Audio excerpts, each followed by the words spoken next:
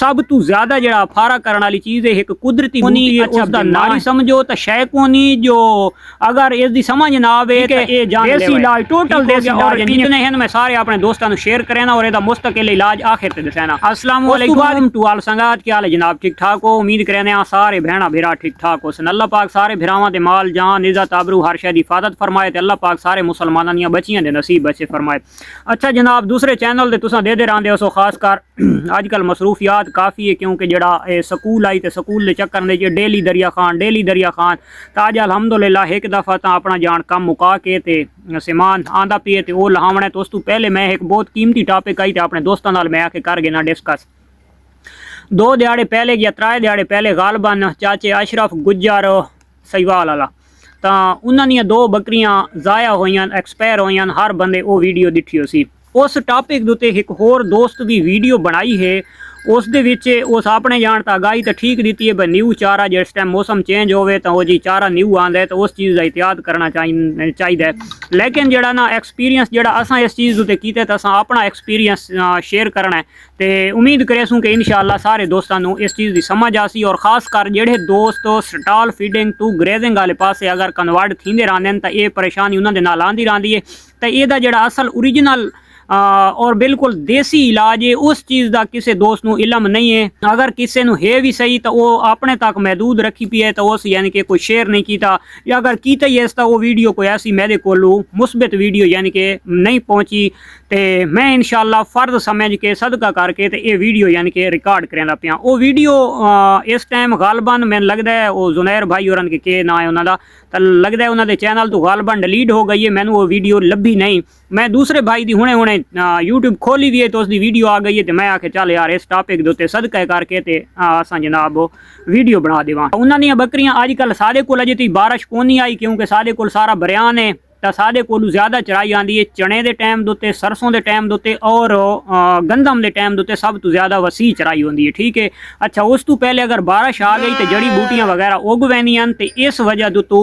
साढ़े यानी कि न बारिश हुई है न जड़ी बूटियां उगियां तो न साढ़े जानवर ग्रेजिंग के उत्ते वहने। ठीक है। असा स्टाल के नाल ग्रेजिंग ज़्यादा तरजीह साड़ी ग्रेजिंग की होंदी है। और सब तो ज़्यादा जड़ा फारा करने वाली चीज़ है खास कर जिस टाइम साढ़े इलाके थल दे विच चना कपींदा चने दे रात फुल्ली आती है। मेरिया पिछले साल वाली अगर तुम पुरानियां वीडियो देख सो तो उन्होंने मैं लाइव उन्होंने यानी कि ट्रीटमेंट करेना और 5 तो 10 मिनटा बाद वो ठीक भी थी वैन तो वो तुसा भी वांज के पिछले साल वालियां चने की खास कर जिस टाइम कटाई हुई है उस टाइम दी वीडियो चैनल उत्ते पईयां तो मैं जनाब ये भी तुहानू मैं हुण भी टोटका शेयर कर देना। और उसका मुस्तकिल जड़ा इलाज है तो ये भेड़ फार्मर और बकरी फार्मर दोहां वास्ते सेम खुराक है सेम डाइट है। खास कर जनाब ये फारा गुआरे के मिस्से तो भी थी सकता है, गुआरा सब्ज खिलावन की वजह तो भी थी सकता है, लूसण तो भी थी सकता है, लूसण की खास कर ग्रेजिंग करावन तो भी थी सकता है क्योंकि जो लूसण आता है ये गैस हवा ज़्यादा होती। खास कर जो लूसण कुतर के पाओ नो प्रॉब्लम या अगर लूसण के ग्रेजिंग कराओ तो उन्होंने फारा थी वह। ये कोई इतनी वड्डी गल कोनी। अच्छा, बीमारी समझो तो शै कोनी जो अगर इसकी समझ ना आवे तो ये जान लेवा है। ठीक हो गया। और इन मिनटा के अच्छा जुनैर भाई और आदे पैन असा मटरी दुते खड़ियां सारे इलाके के मटरी नहीं है तो मटरी दु लाजमी गल है अगर वादे पैन फारा कीते हवा कीते तो वह ठीक है हो सी। लेकिन साढ़े इतने बखर के साढ़े थल के मटरी नहीं थी तो सानू इस चीज़ के बारे इलम नहीं है कि मटरी के नाल भी थी है। अच्छा, हुण अगर फर्ज करो फारा वहदा थी ये जेडे दोस्त स्टॉल फीडिंग ते रखी पैन उन्होंने जानवर नाल भी ये मसला बन सकता है, ये टेंशन आ सकती है तो लेकिन उसका मुस्तकिल इलाज जोड़ा तो मैं अपने दोस्तों को समझावन लगा। सब तो पहले जुनैर भाई और जो तेल आते पैन तो तेल का जो तरीका इस्तेमाल है तेल ठीक आते पैन सरसों का ऐल हो सरसों के ऐल के पावना नमक पा के उस पावना पानी उन्होंने सही करके हिला के जानवर को पिला देवना। इंशाअल्लाह 5 मिनटा के अंदर अंदर जनाब वो अफारा खत्म। ठीक है। देसी इलाज टोटल देसी इलाज हैं जितने हैं मैं सारे अपने दोस्तों को शेयर करेना और इसका मुस्तकिल इलाज आखिर तक दसना। उस तो बाद क्या करना है अगर तो नज़दीक कोई अगर दुकान है तो दुकान उत्ते तुसां जनाब ड्यू की बोतल गिननी है या 7 अप की बोतल गिन के तो उस जानवर को पिला दे सो तो फारा 5 मिनटा के खत्म। ये चीज़ ही मैं इस्तेमाल की हुई है। खास कर जोड़े जानवर गंदम के टाइम उत्ते मसला बनता है या गर्मियों के मौसम के बोतल ही बहुत अच्छी साबित होती है।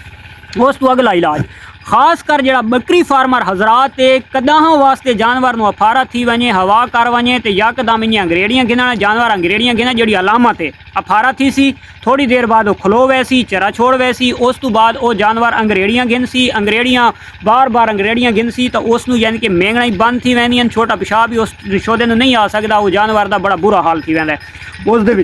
उस दे विच की करना है तुसां बकरी जड़ी अगर कोई नाल मिल्क वाली बकरी होवे तो तुसां बहुत ज़बरदस्त इलाज यार बकरी का मिल्क तुसां जनाब कड्डो वो चोह के दूसरे जानवर नूं पिला दो इंशाअल्लाह तुहाडी ये परेशानी भी खत्म थी वैसी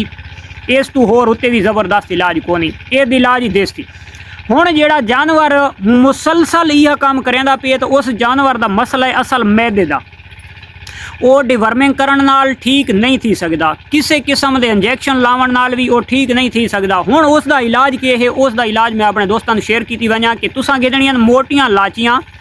मोटियां लाचियां जड़ियां गर्म मिसाले दे विच आउंदियां मोटियां लाचियां तुसां गिन के कम अज़ कम 4 तो 5 मोटियां लाचियां होवे जेड़ा नॉर्मल जानवर है वड्डा जानवर है तो ओहदे विच तुसां 6 तो 8 मोटियां लाचियां तक खड़ सकदे हो मोटी लाची कोई छोटी होंदी कोई वड्डी होंदी जड़ी वड्डी होवे तो 6 लाचियां 5 तो 6 लाचियां काफ़ी हैं तो वो तुसां जनाब गिनणियां न